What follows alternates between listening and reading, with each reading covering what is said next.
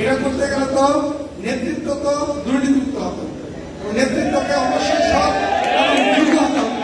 যদি নেতৃত্বে সৎ এবং যোগ্য এবং দুর্নীতিমুক্ত না হয় তাহলে ব্যবস্থা কিভাবে কার্যকর করবে?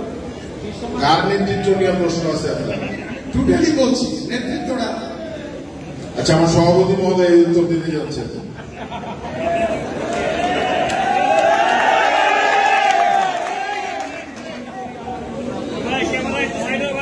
যিনি প্রশ্ন করেছেন এবং আমরা উপস্থিত সকলেই প্রশ্নটা শুনেছি, এই প্রশ্নের জবাব আমি দিতে চাচ্ছি। আমি বলতে চাই যে এখানে দুর্নীতির কথা কিন্তু এই 31 দফার মধ্যে উল্লেখ আছে। আমরা 13 নম্বর, আমরা রাষ্ট্রীয় কাঠামো মেরামত করব সরকারে যাওয়ার পরে। এখন তো আর আমাদের করার সুযোগ নাই, কিন্তু ইতিমধ্যে দেখেন আমাদের দলের ভারপ্রাপ্ত চেয়ারম্যান এই দলের মধ্যে যারা দুর্নীতি করতেছে, দলের নাম ভাঙিয়ে অপকর্ম করতেছে, তাদের বিরুদ্ধে কিন্তু উনি ইতিমধ্যে ব্যবস্থা গ্রহণ করতেছেন।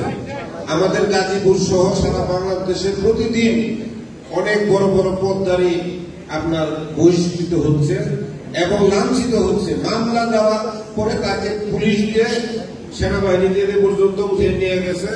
এটা ভারপ্রাপ্ত চেয়ারম্যান জনাব তারেক রহমানের নির্দেশে। উনি কিন্তু ইতিমধ্যে আপনার এই প্রশ্নের যে জবাব, উনি কিন্তু এটাকে কাজ করতেছেন।